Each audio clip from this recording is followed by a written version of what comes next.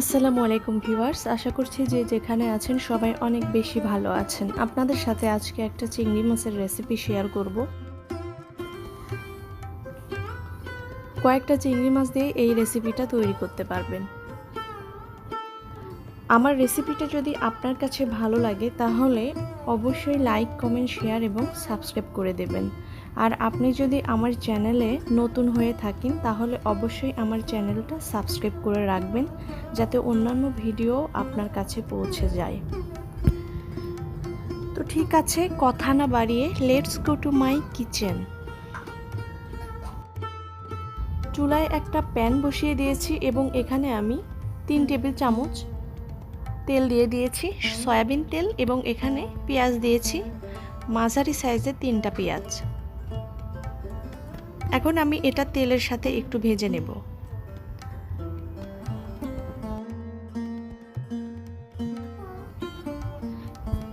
একটু ভেজে নেওয়ার পর আমি এখানে চিংড়ি মাছগুলো দিয়ে দিচ্ছি। চিংড়ি মাছটাও একটু ভেজে নেব।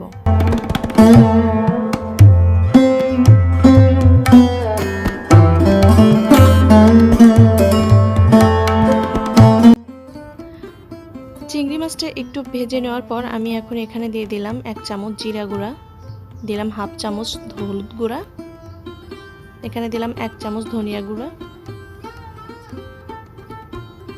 লবণ দিচ্ছি স্বাদ মতো, পরে লাগলে আবার দেব। দিলাম রসুন বাটা এবং আদা বাটা। এবার দেব এখানে আমি শুকনা মরিচ গুঁড়া 1 চামচ। এখন এটা আমি ভালোভাবে কষিয়ে নেব।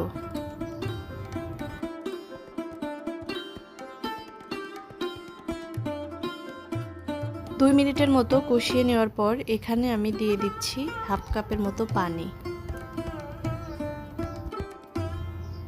এবার আমি ঢেকে দেব 2 মিনিটের মতো। এই তো 2 মিনিট পর, 2 মিনিট পর চিংড়ি মাছটা সিদ্ধ হয়ে গেছে। এখন আমি এটা একটা বাটিতে উঠিয়ে রাখবো, কারণ যেহেতু আমি তরকারি রান্না করব সেহেতু এতক্ষণ থাকলে চিংড়ি মাছটা শক্ত হয়ে যাবে, এজন্য এটা এখন উঠিয়ে রাখছি।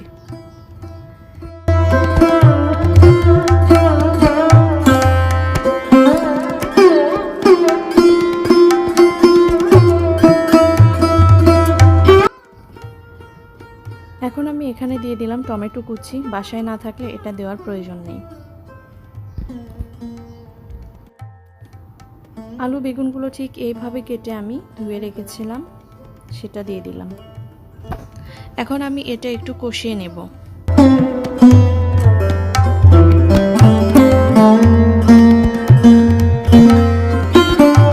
আমি এটা 2 মিনিটের মতো কষিয়ে নিয়েছি। এখন আমি ঢেকে দিচ্ছি।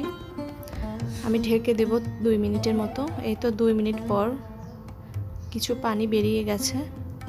এখন আমি আরও 2 মিনিট একটু কষিয়ে নেব।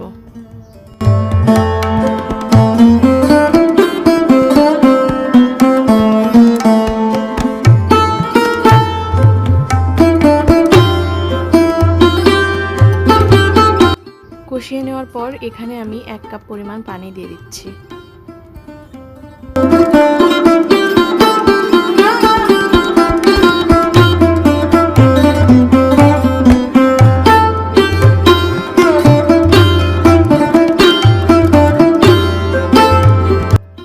এখন চুলার জালটা মিডিয়াম টু হাইয়ে রেখে এটা আমি 5 থেকে 7 মিনিট সিদ্ধ করে নেব।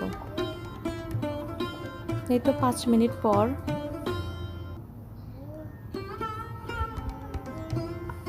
আলু সিদ্ধ হয়ে গেছে। এ পর্যায়ে আমি দিয়ে দেব পুঁই শাক।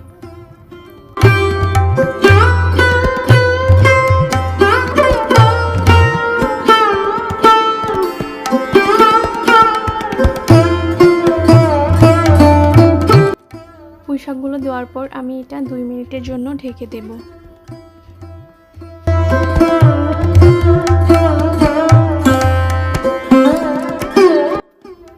এই তো 2 মিনিট পর পুঁই শাকগুলো একদম কমে গেছে, পানি বের হয়ে গেছে।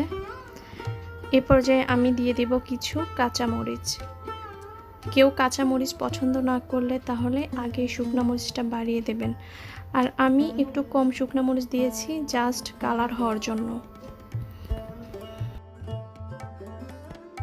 আমি এখানে 1.5 কাপের মতো পানি অ্যাড করেছি এবং এখন দিয়ে দিচ্ছি এখানে চিংড়ি মাছগুলো।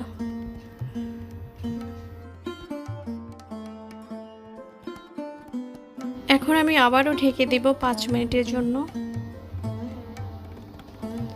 এই তো 5 মিনিট পর পুঁই শাকগুলো সিদ্ধ হয়ে গেছে।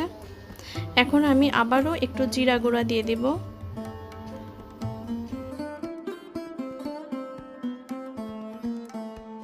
এই পর্যায়ে আমি একটু লবণ চেক করে নেব। এখন লবণ লাগলে অবশ্যই লবণ দিয়ে দেবেন। আমার একটু লবণ লাগবে, আমি একটু দিয়ে দিচ্ছি।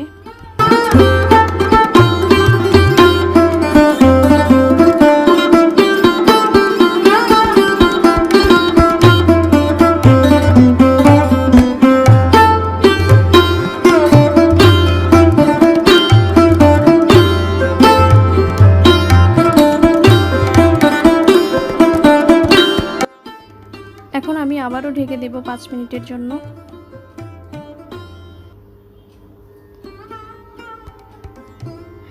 5 মিনিট পর ঠিক এই রকম হয়েছে। আমি এই রকমই ঝোল রেখে দেব, কারণ এটা ঠান্ডা হওয়ার পর আর একটু কমে আসবে। কেউ চাইলে এর চেয়েও বেশি ঝোল কমিয়ে নিতে পারেন। তো ঠিক আছে, আমার ভিডিওটি যদি ভালো লাগে অবশ্যই বাসায় ট্রাই করবেন এবং কমেন্ট বক্সে কমেন্ট করে জানাবেন। কোনো কিছু বুঝতে সমস্যা হলে অবশ্যই আমাকে কমেন্ট করে জানাবেন।